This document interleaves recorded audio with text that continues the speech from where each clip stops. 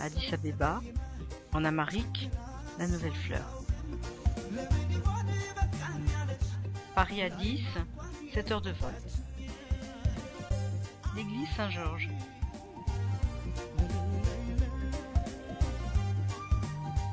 Un couple sympa de Polonais rencontrés dans un bus. Avant d'arriver dans le parc du Simien, nous avons dû rouler sur des pistes défoncées dans un 4x4 un peu déglingué. De futures routes sont en construction. Les Chinois, bien implantés dans le pays, ont le monopole de ce business. Simien signifie nord en Amérique. C'est un massif composé de canyons, de profondes gorges et d'étroites vallées que l'érosion a creusées. Les roches sont volcaniques.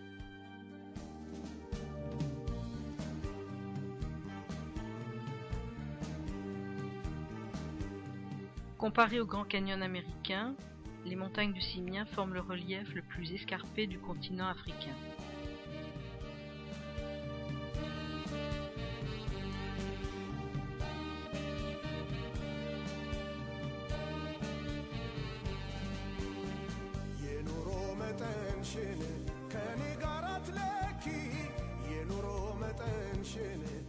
Les babouins Guelada. Ce sont des mammifères endémiques du parc.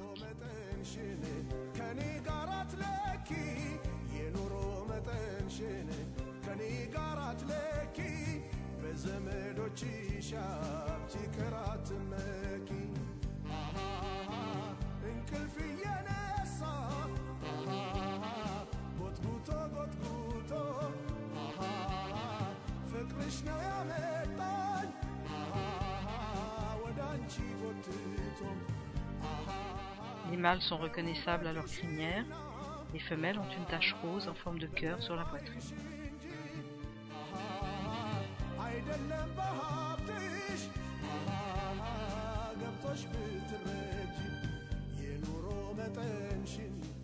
Visite du parc en une journée en compagnie de Tom, un Canadien, et des Polonais.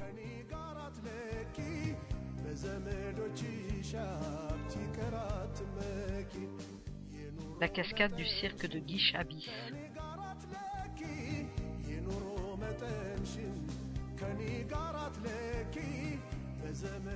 Des aloès. Un village composé d'un ensemble de tout cool.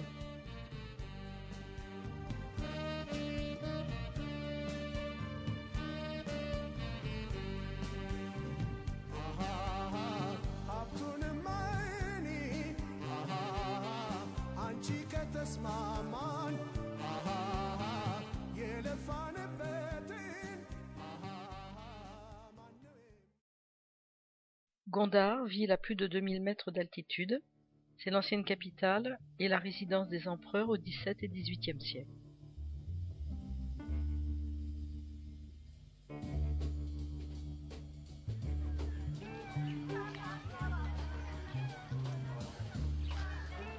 Le marché dans l'ancien quartier italien, derrière l'enceinte impériale.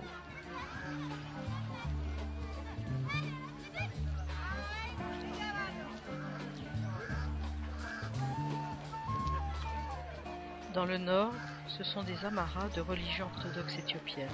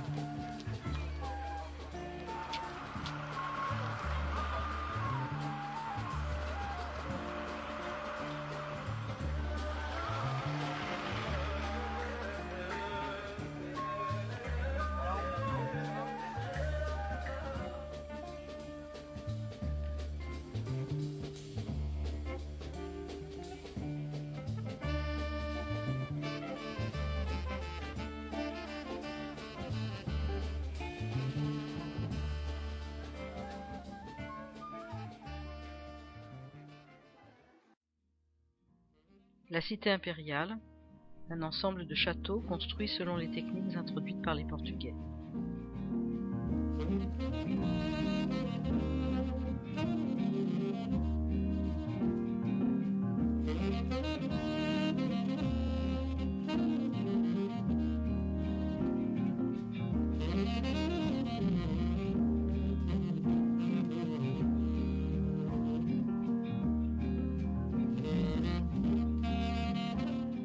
le palais de l'empereur Fassilades.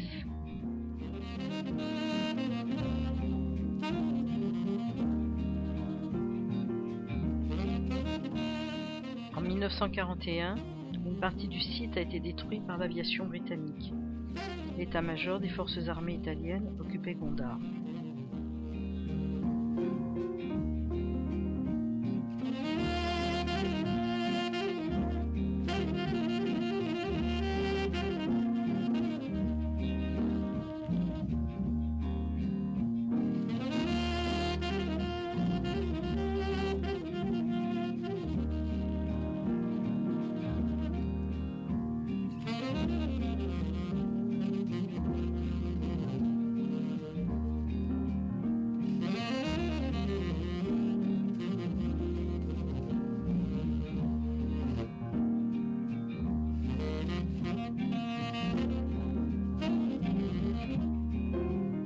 À l'intérieur du palais, des éléments décoratifs d'inspiration indienne et portugaise.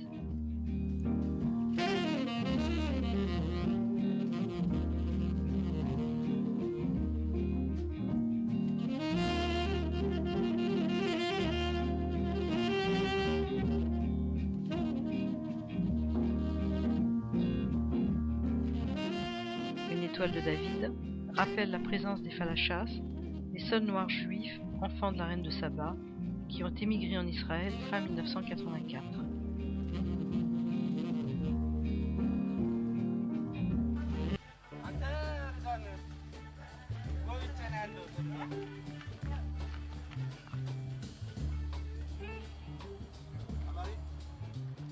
Les hommes et les femmes portent de grands châles de coton, appelés chamas.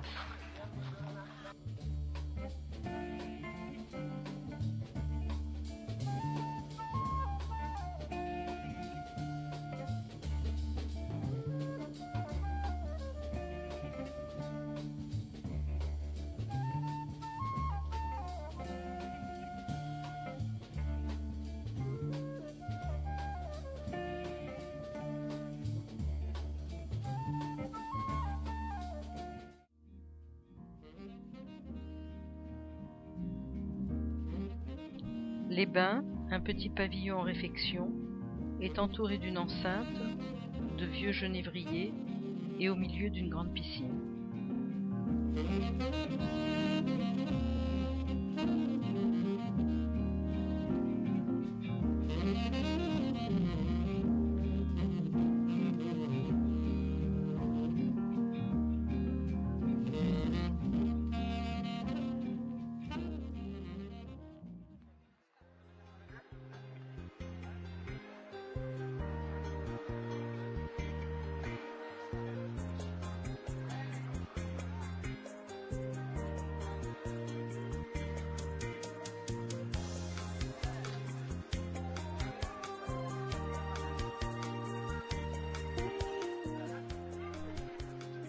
Dans ce restaurant, nous avons mangé le plat traditionnel, l'injera, une grande galette fermentée et spongieuse, au goût légèrement acide. Elle est préparée avec de la farine de teff ou du sorgho. Le teff est une céréale cultivée en Éthiopie et aussi en Amérique pour sa résistance aux variations climatiques. Les mardis et vendredis, jours de jeûne, l'injera est servi avec des légumes uniquement. Ce plat se partage et se mange de la main droite.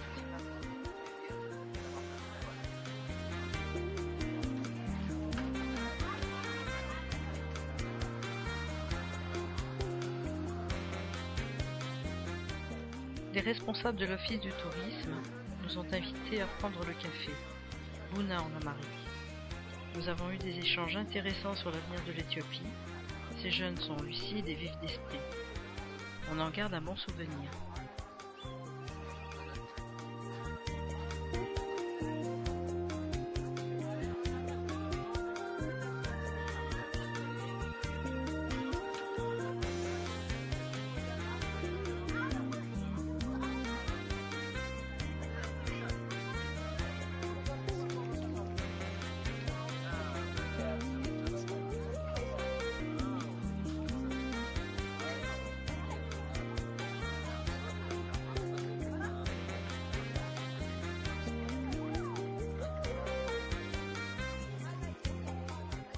un plant de café.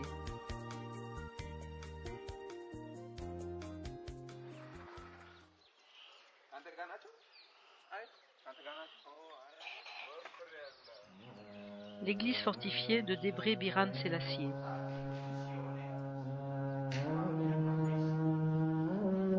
Plafond en bois, décoré de têtes de séraphins.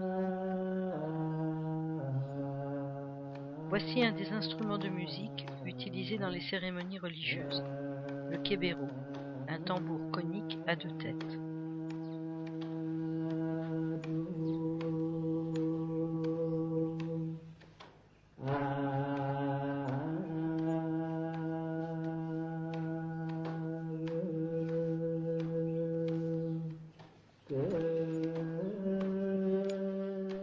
Sur les murs des peintures, Saint-Georges terrassant le dragon, la Vierge à l'enfant d'inspiration byzantine, la descente aux enfers, le cénacelle ou sistre de la famille des percussions.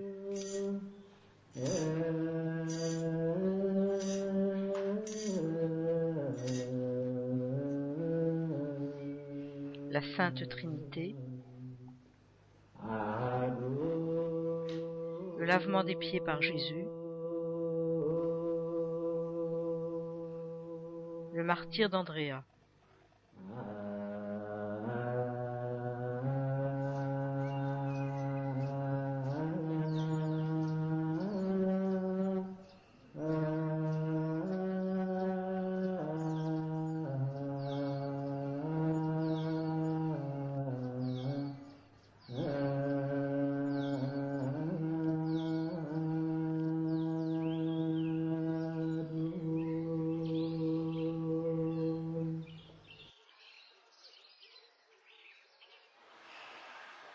Le lodge du château, situé derrière l'enceinte féodale.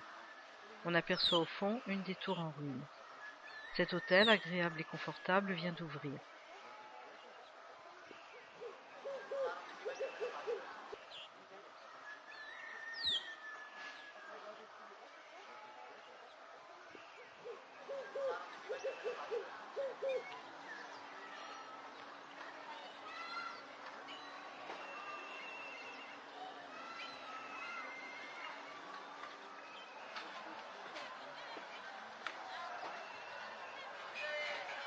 Voici Simon, son propriétaire.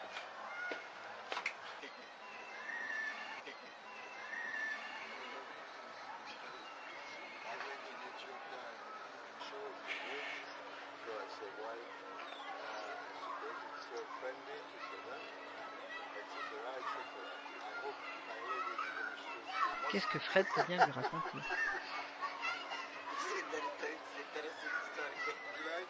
Sur cette terrasse, nous prenions notre petit déjeuner au lever du soleil, devant ce paysage magique. La Libella, connue pour son ensemble de 11 églises monolithiques creusées à même la roche. Saint-Georges, monolithe solitaire, et sa croix grecque, le plus connu. À gauche, la croix de la Libella.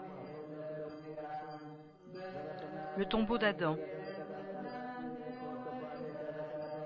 Monolithe de 5,5 m de haut. Ce moine regarde avec intérêt les photos de la Libella.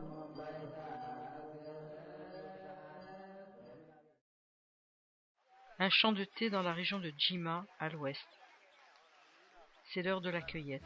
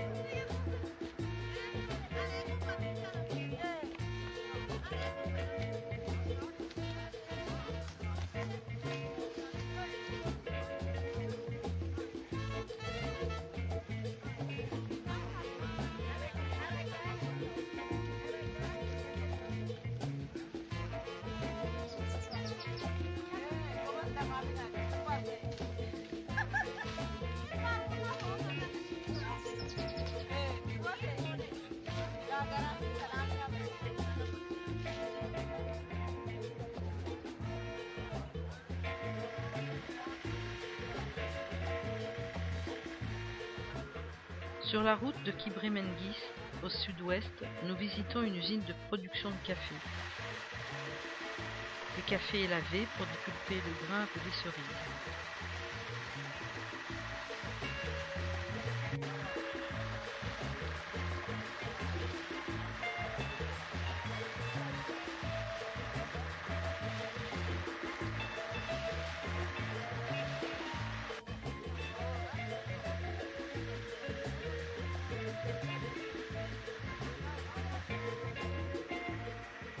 Il est ensuite séché sur des claies au soleil.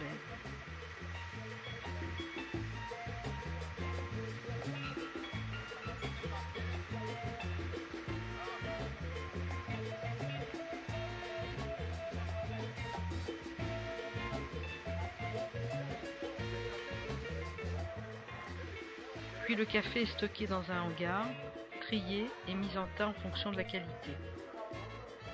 Il est encore muni de son enveloppe blanche, le mucilage.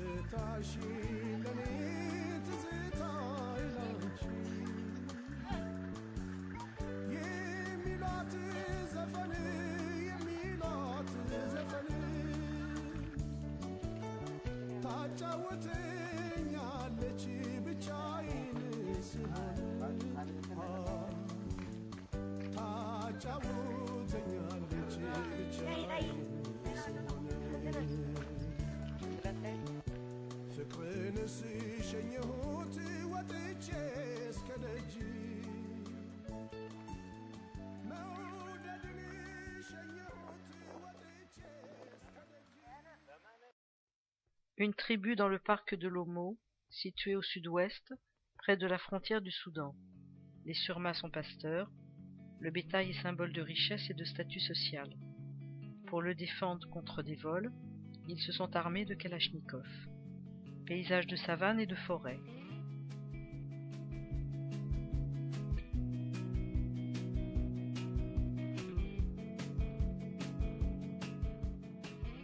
Chez les Surmas, la beauté physique est très importante. Les femmes portent un plateau labial d'argile ou en bois, les oreilles percées et des scarifications sur le corps.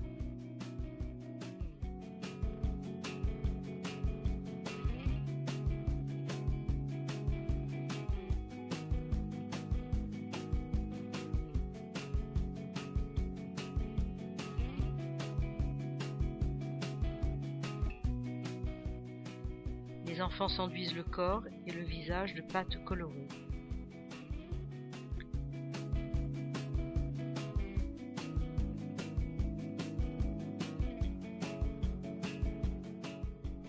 La coiffure est un autre élément de fierté des Surmas. Ils se rasent le crâne avec des lames de rasoir en laissant quelques lignes décoratives. Les hommes sont grands et minces, de véritables sculptures d'ébène.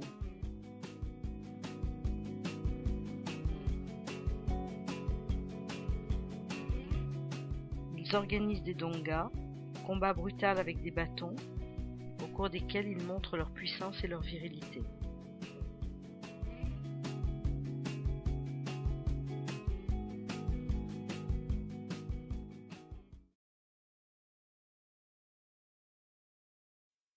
Du sud-ouest au sud-est de la vallée du Rift.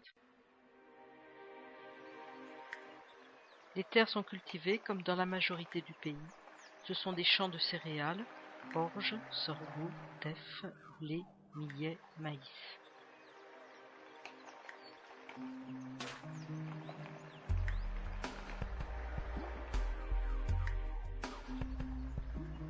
Sur la piste poussiéreuse, nous croisons des paysans. Ils se rendent au marché à pied ou bien utilisent comme moyen de transport des ânes ou des chevaux. Une majorité d'entre eux sont de très jeunes filles qui portent de lourdes charges. Les Éthiopiens effectuent de longues heures de marche pour aller vendre leur production et leur bétail.